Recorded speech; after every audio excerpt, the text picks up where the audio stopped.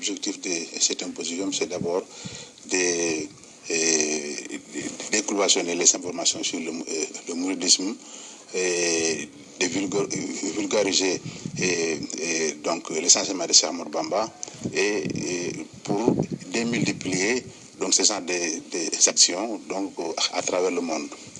Mais tout d'abord, donc je vais faire donc une précision de taille.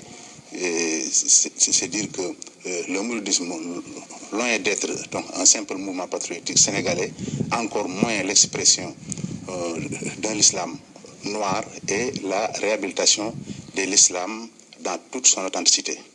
Et donc c'est pour cela donc c'est Ahmadou Bamba même qui a visité beaucoup de pays et la Mauritanie en allant en Mauritanie et au Gabon. Donc Cheikh Ahmadou Bamba même a cimenté cette diplomatie. Et encore donc le fils donc cadet de Cheikh Ahmadou Bamba, c'est Serigne Mourtada Mbacké, qui a voyagé donc à travers le monde pour porter ce flambeau et ces voyages et ces activités donc ont comme fruit actuellement ce qu'on peut appeler nos consulats et nos ambassades, les Kër Khadimou Rassoul, donc à travers le monde. Et on peut noter aussi des journées culturelles aux États-Unis, donc en Europe, donc en Asie. Et donc ce qui a fait que Cheikh Ahmadou Bamba Day est célébré chaque année donc aux États-Unis, mais actuellement donc en France et en Espagne et donc un peu partout dans le monde. Oui, on va revenir certainement à vous pour d'autres aspects concernant l'œuvre de Cheikh Ahmadou Bamba. Ismaël Edem, vous êtes le chef du bureau de la Ligue islamique mondiale. On parle de l'ouverture de l'œuvre de Cheikh Ahmadou Bamba dans le monde. Vous qui vivez directement et qui assurez également les relations avec ce monde islamique, est-ce qu'on peut assurer aujourd'hui la perpétuité de l'œuvre de Cheikh Ahmadou Bamba dans le monde? Merci, M. Ndiaye. Je vous remercie de m'avoir encore une fois permis de partager mes réflexions sur l'illustre personne d'Ahmadou Bamba avec un de ses petits-fils. Comme vous le savez, Cheikh Ahmadou Bamba est une personnalité multidimensionnelle. Il a une culture qu'il a lui-même montré. Il a laissé un patrimoine culturel islamique et littéraire très riche, qui est une matière très féconde d'études et de réflexion. Vous savez ce qui caractérise les œuvres d'Ahmadou Bamba, d'abord c'est leur diversité. Et c'est une œuvre d'une diversité extraordinaire, mais aussi c'est une œuvre caractérisée par des phénomènes uniques en son producteur, c'est-à-dire unique à Ahmadou Bamba. Pourquoi? Parce que Ahmadou Bamba a parlé de lui-même. Il a parlé de son épreuve, il a parlé de son exil, il a parlé de son retour, il a parlé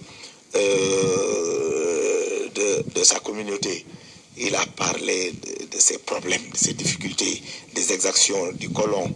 Il s'est démarqué de la soumission au pouvoir colonial.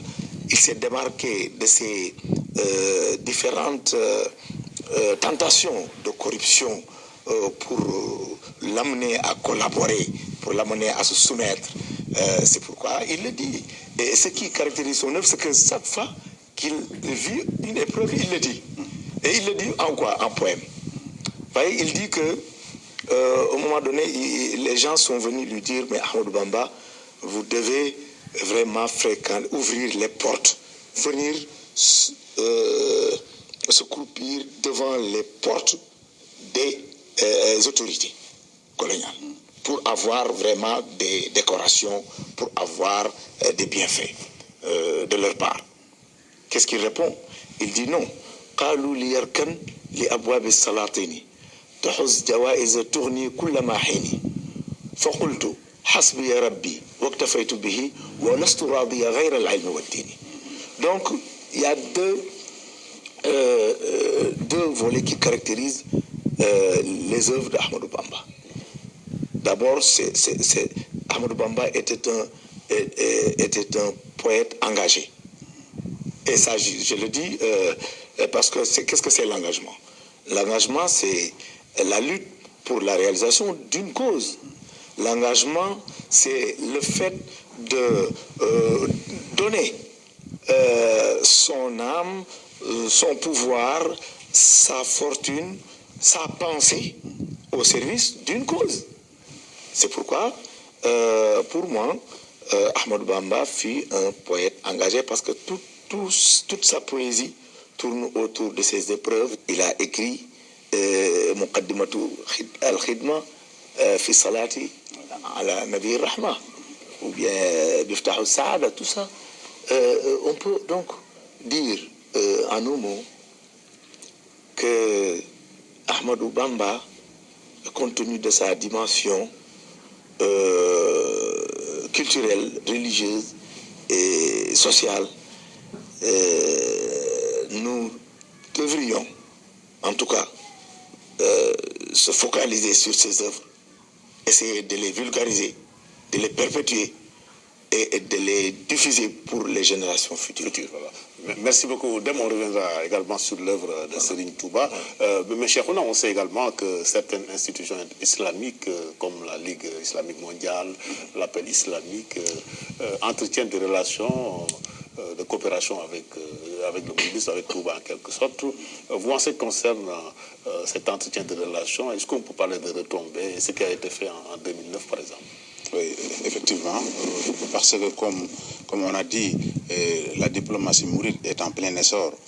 Donc la raison pour laquelle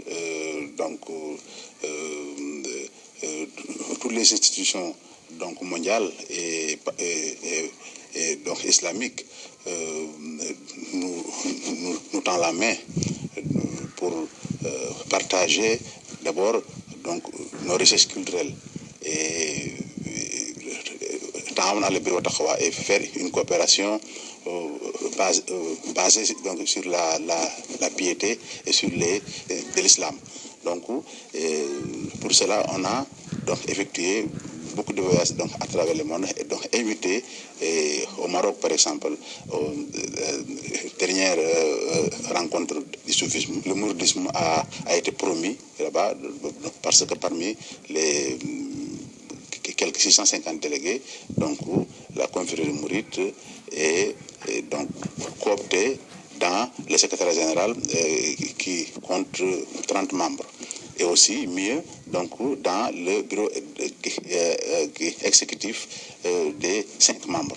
Et donc à ma personne aussi, donc ils m'ont coopté dans le bureau international du soufisme qui compte 8 membres. Donc, cela veut dire que on a donc partout des relations. Le mouridisme est bien présent sur le plan international. Oui, sur le plan international, même en Asie, donc en Tchétchénie, au Kosovo, donc dans l'océan Indien. Et ils avaient envoyé une délégation lors du Magal. Oui, mais même cette année aussi. Donc, cette année, normalement, donc, on attend des invités du Liban, donc de l'Irak, du Kosovo. Et c'est la première fois qu'ils ont envoyé des délégations pour ce mandat. Oui, parce que normalement, comme vous voyez, donc le monde est un village actuellement. Donc la communication, on a donc essayé partout dans les rencontres internationales de décloisonner les informations sur le mouridisme, comme je l'ai dit. Et normalement, donc cette ouverture donc nous ont permis d'être donc invités, d'être écoutés et de partager des relations très particulières avec le monde islamique, le monde de l'extérieur. Merci Cheikhouna. On reviendra également à ce débat, mais à l'occasion de ce symposium, des questions ont été posées, à savoir le wird mouride et d'où Serigne Touba a-t-il reçu ce wird mouride. Suivant ce conférencier, c'est toujours à l'occasion de ce symposium international sur le mouridisme. Donc cette rencontre est le lieu de rappeler et de revivifier l'œuvre qu'a accomplie le serviteur du prophète en Mauritanie. Donc vous n'êtes pas sans savoir que dans le cadre de son œuvre pour la réhabilitation des valeurs de l'islam, Cheikh Ahmadou Bamba eut à s'exiler pour la seconde fois en Mauritanie. Et ce fut sous l'initiative des autorités françaises. Maintenant, ce voyage a été l'occasion pour Cheikh Ahmadou Bamba de nouer des relations fraternelles et d'amitié avec les différentes communautés religieuses de la Mauritanie, notamment la famille de Cheikh Sidia, des chefs religieux appartenant aux différentes confréries, Tijan, Khadr, etc. Donc nous avons donc initié ce symposium donc pour avoir l'occasion d'échanger et de mettre en place des relations fortes et durables avec la communauté mauritanienne. Donc un autre objectif de cette rencontre est un peu de participer dans ce qu'on appelle la diplomatie religieuse, parce que les peuples sénégalais et mauritaniens sont des peuples frères qui sont unis par des liens de foi et de voisinage, et nous pensons qu'il n'existe pas de pont plus indiqué que la foi qu'on partage pour mieux raffermir les relations entre les deux peuples. Est-ce que l'exil au Gabon est comparable à l'exil en Mauritanie? Si on se réfère aux écrits du cheikh lui-même, il a eu notamment à dire qu'il ne faut pas comparer l'exil au Gabon et l'exil en Mauritanie. Et en l'occurrence, il a affirmé que l'exil au Gabon était une épreuve à travers laquelle le Seigneur lui a octroyé des degrés spirituels éminents. Maintenant, le second voyage en Mauritanie était l'occasion pour le Seigneur de le rétribuer pour l'œuvre qu'il a accomplie pour l'islam. Et si on voit l'impact de son voyage et la notoriété et la reconnaissance que Cheikh Ahmadou Bamba a obtenue auprès des grandes familles religieuses mauritaniennes et de toutes sensibilités confondues, on comprend mieux pourquoi il a parlé de rétribution. Il paraît qu'il a reçu ici le wird de Mourid en Mauritanie. Voilà, donc il est aussi notoire que le Cheikh a reçu son wird, le wird de Makhouz à Sarsara, c'était en 1305 Hijria. Donc c'était, d'après ce qu'on rencontre, durant la nuit du Laylatul Qadr, durant le mois de Ramadan, qu'il a vu le prophète qui lui a remis le wird de Mourid. Donc c'est donc dire l'importance de la Mauritanie et des liens qui doivent relier nos différentes communautés. Voilà donc Ismaël, on vient de suivre le professeur Abdelaziz sur le wird, mais également sur l'objectif de ce symposium. Quel commentaire faites-vous sur ce? Je pense que moi, les études que j'ai effectuées pour mieux comprendre le cheikh, me pousse à davantage me focaliser sur son érudition, sa pensée, ses œuvres, parce qu'il n'est pas donné à tout un chacun de se noyer dans le monde ésotérique.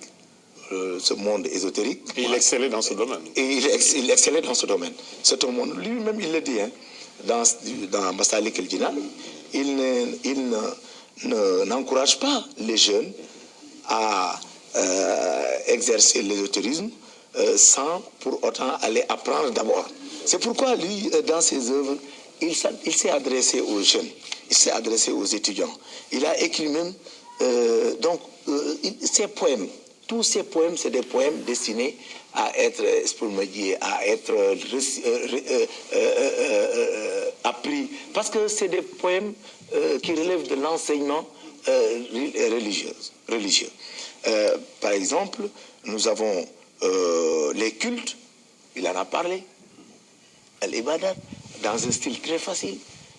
Nous avons d'abord la foi, il en a parlé.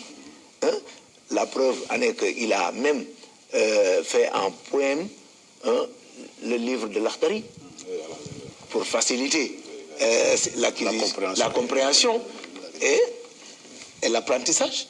Vous voyez, c'était un enseignant. Donc, le cheikh, de son vivant, a orienté, comme ce qu'il vous avait dit là, c'est la vérité. Il a réhabilité